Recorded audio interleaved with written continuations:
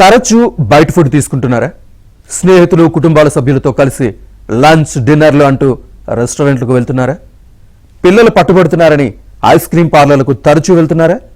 అయితే మీరు ఆరోగ్యాన్ని రిస్క్లో పెడుతున్నట్లే. పేరున్న హోటల్స్ రెస్టారెంట్లోనూ విపరీతమైన ఆహార కల్తీ జరుగుతోంది.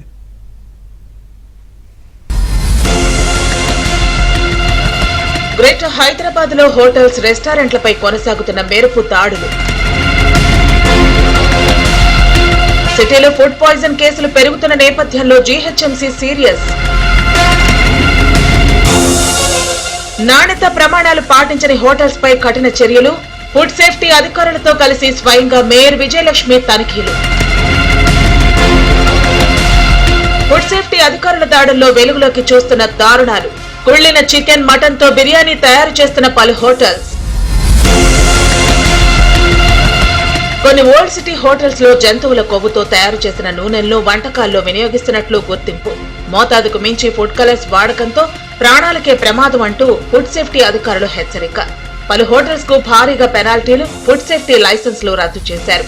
హోటల్స్ నిర్వాహకుల్లో మార్పు వచ్చేంత వరకు తనిఖీలు చేయాలంటూ మేయర్ ఆదేశం. కిచెన్ లోపలికి పోతే మాత్రం అసలు ఆ పరిస్థితి చూస్తే ఎవ్వరు కూడా అక్కడ తినరు. ఈ రెండు రెస్టారెంట్లు ఫుల్ ఆఫ్ గ్రీస్, మాంసాలు, అంటే మీట్ అయితే ఇట్లా పడి ఉంది, ఫ్రీజర్లలో పడి ఉంది, మ్యారినేట్ చేసి కొన్ని కుక్ చేసేసినాయి కొన్ని ఫ్రీజర్లలో, కొన్ని సింక్ల దగ్గర. ఇవన్నీ పరిస్థితి చూస్తే చాలా ఘోరంగా అనిపించింది.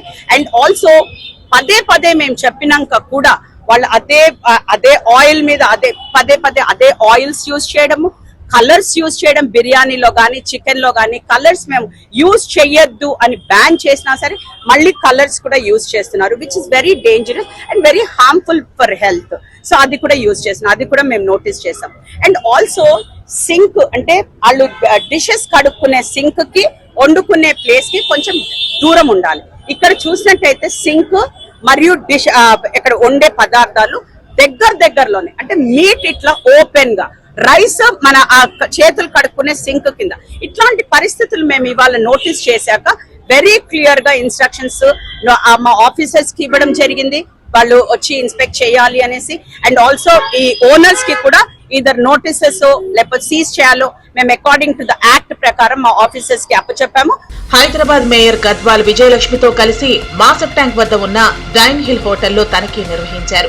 తనిఖీ అనంతరం హోటల్లో అపరిశుభ్రతతో పాటు ట్రేడ్ లైసెన్స్ లేని కారణంగా హోటల్ కు జీహెచ్ఎంసీ అధికారులు 25,000 రూపాయల జరిమానా విధించారు. ఒక హైదరాబాద్ లోనే కాదు, 2 తెలుగు రాష్ట్రాల్లోనూ హోటల్స్, స్ట్రీట్ ఫుడ్ స్టాల్స్ లో అపరిశుభ్రత రాజ్యమేలుతోంది.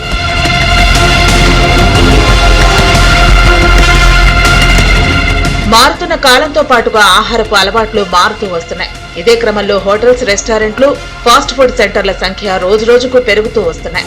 అయితే వీటిలో నాణ్యత లేని నిల్వ పదార్థాలను ఉపయోగిస్తున్నారు. విశాఖపట్నంలోనూ ఇదే పరిస్థితి. మాంసాన్ని రోజుల తరబడి ఫ్రిడ్జ్ లో పెట్టి నిల్వ చేసి ఉపయోగిస్తున్నారు. వీటి తయారీకి ఉపయోగించిన నూనెలతో క్యాన్సర్ కారకమవుతున్నాయి. నిల్వ చేసిన ఆహారాన్ని తినటం వల్ల రకరకాల ఆరోగ్య సమస్యలు వస్తున్నాయి. కాలేయం, మూత్రపిండాలు దెబ్బతినటంతో పాటు గుండెపోటు, క్యాన్సర్ వస్తున్నాయి. ఇప్పుడు టాప్ అయిపోయింది కాబట్టి ఈ క్యాన్సర్ దేనివల్ల వస్తుందని ప్యాకేజింగ్ ఫుడ్స్లో ఎక్కువ వ్యాలిడిటీ ఉన్న ఫాస్ట్ ఫుడ్స్లో కలిపే ప్రిజర్వేటివ్స్, కెమికల్స్ ఇవన్నీ కూడా క్యాన్సర్కి ఎఫెక్ట్ అవుతున్నాయి. దీనివల్ల స్టార్ట్ అయ్యేది గ్యాస్ట్రిక్ ప్రాబ్లమ్స్. ఈ గ్యాస్ట్రిక్ ప్రాబ్లమ్స్తో కిడ్నీ ఇవన్నీ ఫెయిల్ అవ్వడం వల్ల క్యాన్సర్ అనేది వస్తుంది. ఇది క్యాన్సర్ ఫ్యామిలీలో ఒకరికి వస్తే ఫ్యామిలీ అంతా కొలాప్స్ అయ్యే ఛాన్సెస్ ఉన్నాయి. ఈ క్యాన్సర్కి ఈ ఫుడ్ ప్రిజర్వేటివ్స్ వాడుతున్న ప్యాకేజింగ్ ఫుడ్స్ కానీ వ్యాలిడిటీ ఎక్కువ ఉన్న వాడుతుంటే క్యాన్సర్ వస్తుంది. స్ట్రీట్ ఫుడ్ తింటూ మోమో తింటూ క్యాజువాలిటీ అయ్యే పరిస్థితి వచ్చింది. అంటే ఇంకప్పుడు మనం ఎప్పుడు రియాక్ట్ అవుతాం? క్యాజువాలిటీ అయిన తర్వాతే రియాక్ట్ అయ్యేదా? ఒక స్ట్రీట్ ఫుడ్, ఒక జంక్ ఫుడ్ తింటూ ప్రమాదం వచ్చి జనాలు చచ్చిపోయే పరిస్థితి వస్తుందంటే ఎప్పుడు రియాక్ట్ అవుతాం? When is this going to change? Milk మీద ఎక్స్పైరీ లేకుండా మన లోకల్ డైరీలో ప్రోడక్ట్స్ వస్తున్నాయి, అవి ఎప్పుడు చేంజ్ అవుతాయి?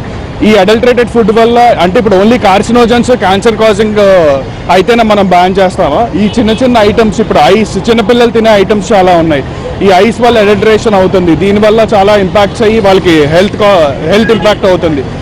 క్యాన్సర్ కాజింగ్ చాలా ఐటమ్స్ ఉన్నాయి మన స్ట్రీట్ ఫుడ్స్లో వస్తున్నాయి, మనం తినే కర్రీస్లో ఉన్నాయి, కలర్స్, అడిటివ్స్లో యాడ్ చేస్తున్నారు.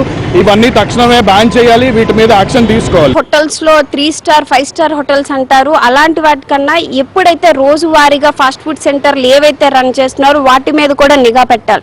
ఈరోజు పిల్లల ఆరోగ్యాలు పాడవుతున్నాయి అంటాం. అది ఏ విధంగా మనం చేయాలంటే ఈ ఎవరైతే వర్తకులు ఉంటారో వాళ్ళకి కూడా మనం తెలియజేయాలి.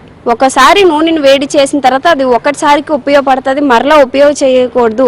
అలాంటివి తెలియజేస్తూ ఇలా ఎక్కువగా నూనె గురించి ఎందుకు వాడతామంటే ప్రతి దాంట్లో కూడా నూనె అన్నది లేకుండా మనకి ఏ వస్తువు తయారవ్వదు. చాలా చోట్ల మాంసాహారంలో వివిధ రకాల ప్రిజర్వేటివ్స్ కలుపుతున్నారు. ఇది ప్రజల ప్రాణాలతో చెలగాటమాటమే. ఉగ్రవాదం కన్నా కల్తీనే ప్రమాదకరం అంటున్నారు నిపుణులు. కల్తీ ఆహారం అమ్మేవారు ఉగ్రవాదుల కంటే ప్రమాదకరం. రాష్ట్ర ప్రభుత్వం కల్తీ ఆహార సమస్యను ప్రధాన సమస్యగా గుర్తించి హోటల్స్లో కల్తీ ఆహారంపై అసెంబ్లీలో చర్చించాలని జనజాగరణ సమితి డిమాండ్ చేస్తుంది. కల్తీ ఆహారం తిని క్యాన్సర్ బారిన పడకుండా రాష్ట్ర ప్రజలను రక్షించాలి.